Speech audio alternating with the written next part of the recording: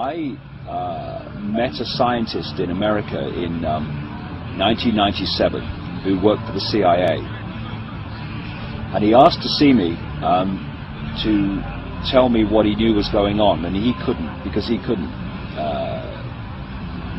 speak publicly about it. And he told me the story that he joined the CIA thinking he was serving his country, because the way they compartmentalize knowledge, most of the people working for these organizations are not trying to manipulate anybody, but they're being manipulated themselves to push the world in a certain direction. They don't even know they're doing it. And he said that when he got into the CIA, and he was an expert in the area of magnetics, he realized that this agenda that I've been writing about was going on. He hadn't read my stuff before, but he saw from the inside what the game was, and then read my stuff and realized that what I was saying matched what he was experiencing. So he arranged this meeting through a third party. And I said to him, first of all, why do you do it if you're so against it? And he opened his shirt, and on his shirt was this like see-through shampoo sachet, and inside was like an orangey golden liquid, and it was stuck to his chest. He said, this is why. He said that when he realized what he was being used for and what he was being asked to do, he rebelled and refused to do it. And then at that time, he remembers leaving his house, and he remembers nothing else. The next thing he remembers is waking up in a room on a table-type bed bench that he's seeing like a doctor's office. And as he woke up and got his mind back, he felt something on his chest, and when he looked, there was this thing. And they call these things in the CIA patches. Someone's been patched.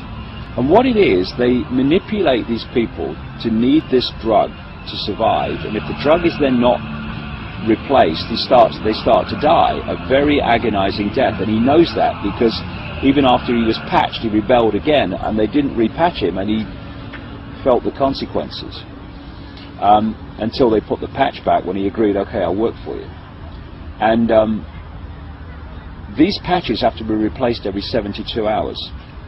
And if he doesn't use his genius, and he told me that there are enormous numbers of scientists in the underground secret projects and bases in America, and I guess worldwide, who are patched for this reason. If they don't use their genius and knowledge to advance the agenda, then they're not repatched, and they die. And this is how they orchestrate it. Now, the reason I tell you this story is about microchips is because this scientist said to me, this man, first of all, the cure for cancer is well known. He said, I got cancer, and they wanted to keep me alive for obvious reasons, so I could continue my work for them. He said, and they gave me a serum, as he called it. He was injected with this serum, cancer disappeared. Secondly, they have the technology, which he helped to develop, which would create abundant growth in deserts without water. What they do, every living thing, including humans obviously, have an electromagnetic field. We call it the auric field. And if you stimulate this field in a certain way, he said the plants grow so fast, it's like a time-lapse photograph, watching it sometimes. And the third thing he said is that if people say no to just one thing in this whole agenda, say no to the microchip. Because he told me many things which have proved to be correct. First of all, in 1997, he said, people think of microchips like that. He said, outside the public arena, he said, they are so small, they can be inserted by a hypodermic needle in a vaccination program.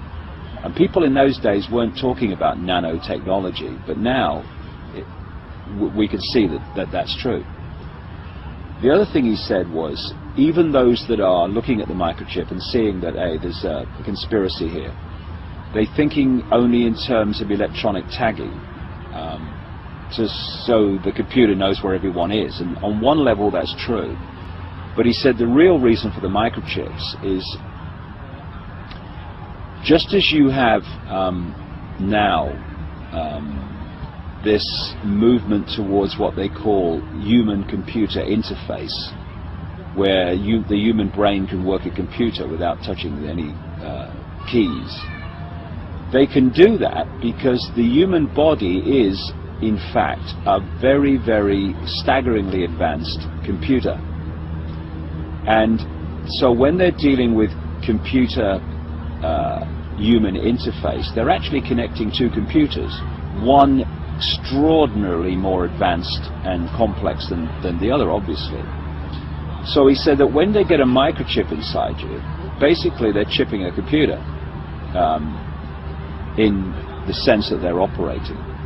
And therefore they can manipulate the computer electrically, electromagnetically and chemically from a distance to manipulate people mentally, emotionally and physically. So once you get one of these chips inside you, they can take you out from a distance.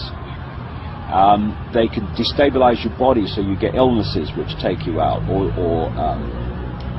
make your life more difficult. They can manipulate you emotionally so that you become aggressive or docile and subservient, and they can manipulate your thoughts. So, because on one level, of course, when you have a thought, it's an electrical sequence that happens, thought waves, electrical pulses.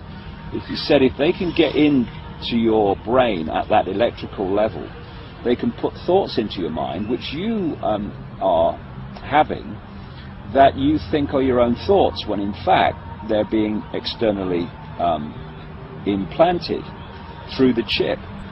In fact, I read a lot of material in the 90s about Russian experiments, or Soviet experiments as they were, during the Cold War, about their experiments in external manipulation of the mind through technology.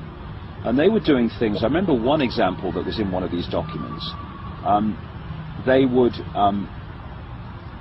fire thought waves at gardeners who were working in these big kind of mansion country places that this research was going on. And they would fire thought waves which said things like, put down your tools and come in and go in and have a cup of tea. And they would watch and they would wait. And within less than a minute, these people were having a discussion, putting their tools down and walking in to have a cup of tea. And those people, they were working on the garden, and they thought, I tell you what, guys, let's go and have a cup of tea. Let's have a break. And this is what they can do, because they understand the computer nature of the physical body and how you can access it. And the chip is the jewel in the crown of this whole thing, because as this scientist said,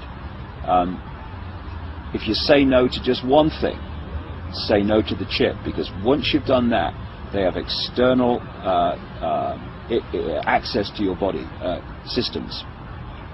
And what they're doing is now introducing chipping around the world for various ways. That they got people used to it by chipping domestic animals. So then it becomes part of society, chipping. They're talking about, in Britain, chipping prisoners so that they can let them out of jail. There's Mexican officials in the government who are chipped so that if they're abducted, that they can be found. They're now saying to parents, if your children were microchipped, you'd always know where they were. They could always be found. And all these different excuses that are being used, and it's a cover for this control that this scientist told me about over 10 years ago.